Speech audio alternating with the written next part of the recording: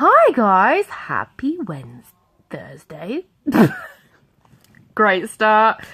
What do I want to talk to you guys about today? Well, I have heard that there is too much stigma, not only mental health, which I'll go there in a minute, but also baby groups and how bad they are. Not gonna lie, there are some baby groups that freak me out. Messy play freaks me out. I know that kids love it and parents love it from the fact that they don't have to have cold beans in a pot in their house, or some jelly that no one's going to eat because people are going to put their hands in it in the house. So quite a lot of parents like it for that kind of bit. I absolutely hate it. Why do you want your kids to put their hands in beans? I don't want them to know the texture of beans. Maybe in their mouths, not on their hands. And pasta, dried pasta. Well, I don't mind doing that at home because it's just dry pasta. Shaving foam. Can you imagine if your kid went into your bathroom and got out shaving foam and put it everywhere because they believe they're still at messy play?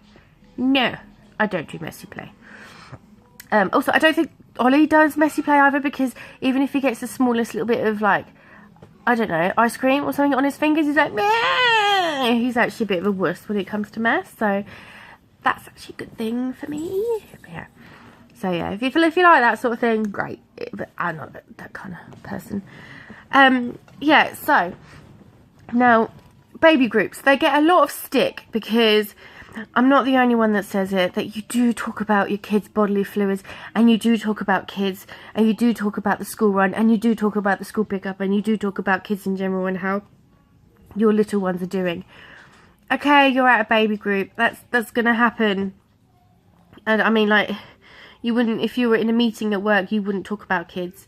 So, but you're in a meeting with a load of vomiting, snotty, dribbling kids, so that's what you really will talk about. And also remember, it might be the only thing that you and that mum have in common.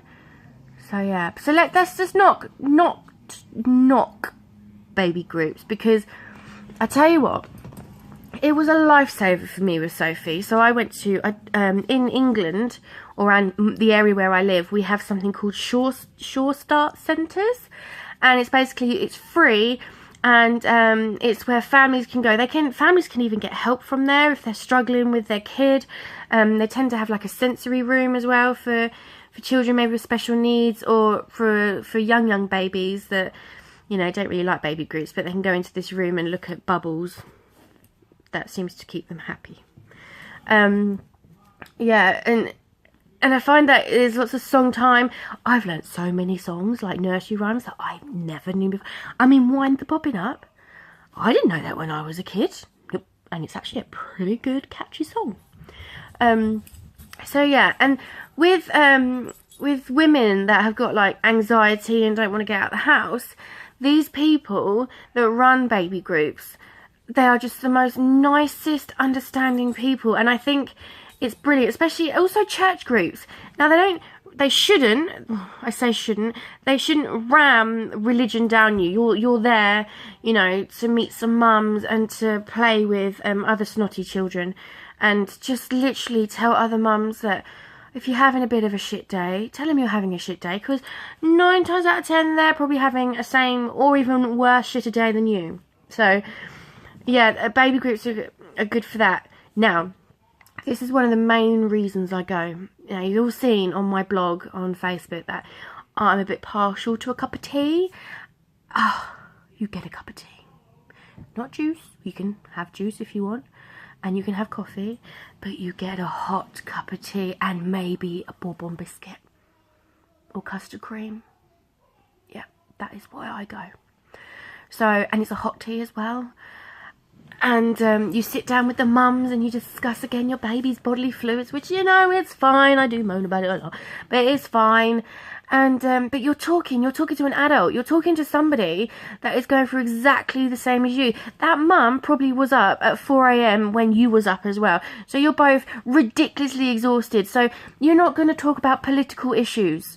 Okay, you're going to talk about how your kid sharted in your face and you got a little bit of poo on your lip. That is what you're going to talk about. And it's fine.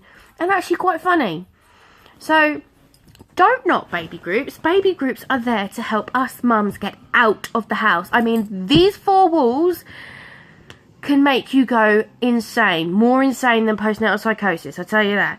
So you need to just get out of the house, get the buggy, get in the car and drive to your nearest ones. You will get ones that mums have all like they're like bit clicky. You know, you go in there and they do the whole, you know, when you went to school and it was like mufti day and people would walk in and they look at you and go, what's she wearing today? Oh look, she hasn't done her hair. There are people like that, don't get me wrong. A lot of them aren't. A lot of them have messy hair like this, no makeup like this. Look at my nail varnish. Look, one nail has more nail varnish than the other one. Absolutely fine. And ignore those mums. Ignore the ones that are really clicking in their groups. There's nothing you can do about that. Go find a mum sitting on her own playing with her child. Go talk to her. Also, it doesn't even have to be a mum. Some mums have to go to work. Actually, a majority of mums have to go to work because things are so fucking expensive these days. So it's more than likely going to be the grandma, or it's going to be a nanny, or it's going to be, you know, a friend looking after another friend's child because they can. Go talk to them. Because what you don't want is them feeling that there's nothing for them there. Then they go home and then again they become hermits and become a tearful mess. Okay, we are here for each other, mums. Okay, we have created life and we need to go and sit with other people that have done the same and talk. Tell them how you might have had a really good morning. Tell them how good your morning is, and then they might come back at you and say, I've had a really shit morning. And then you sit and you talk about that and you go through it together. So I find baby groups are a yes in my books. I have taken Sophie to a lot of them, especially when I was poorly with Sophie. So I went to a short start centre near me. They sort of gathered that I wasn't well, so I had a little file of mine and a lady would sit by me, talk to me, see how I was. And you know what? It's okay to cry at these places as well. The amount of times I have walked into a hall and there's several mums crying in the corner. It could be that her husband doesn't understand. You know, for God's sake, please put your shirt in the washing basket, not next to the washing basket. Put your dish in the dishwasher. It doesn't have legs, okay? You can cry about these things and you can do it at a mum and baby group because we completely understand that sometimes hubby doesn't really help and you need to express this to somebody else other than your mother-in-law, which is probably not a good idea anyway, or your own mother who will always take your partner's side. Well, mine does for some reason. So yeah, you could discuss that. Also, I've seen people crying because they just haven't had enough sleep. So they just want to let out their emotions, which again is fine. These places you can actually cry at. Not just the kids. Alright, you get the kid having an odd tantrum, but you can have a tantrum too if you want to. And I can tell you what, the amount of mums that will come round to you and say, oh, I know how you feel. And you are not alone. So try a baby group. There are several. There might be ones that you don't like, which are a little bit too singy-songy for you. And there are ones that you might not like because they're too clicky. But I tell you what, you will find one where you will love it. And that will be your saviour for that maybe a couple of hours a week. Maybe an hour a week. But you'll get a cup of tea. You can have a chat. You can have a good cry. And yet, it's okay. And then you'll go home and you will feel that I am not alone. There are mothers out there. Now, if you've got any other tips you can give a mum that needs to get out of the 4 walls and become less lonely, then let me know. I know that back in my mum's day, you had things like NCT groups and things. To be fair, I've never heard of an NCT group around my area. Maybe a new baby NCT group that you can go to and buy other people's old clothes, but not really a, you know, where you sit down with mums. It's never really called NCT anymore, I don't think. Don't quote me on that. But yeah, Short Start centres I know are around. And look at your local church, your local community centre as well. And also Facebook. So if you write in your area on Facebook, loads of stuff will come up. So I've got on this one, I've got Mum to Mum MK, Milton Keynes, and it's just a load of mums on a group in Milton Keynes that talk to one another. It's fabulous. You get tips and hints. Where's the best place I could buy a car seat for my kid? Where's the best place I can go and relax for a couple of hours with my husband because we have no kids this weekend? You know, so see if there's a group like that in your area, because it will help. And I really apologise again how I look. Why am I apologising? I don't care. I'm a mum. I've just picked my kid up from school and she's trotting dog shit. Yes, she trod in dog shit.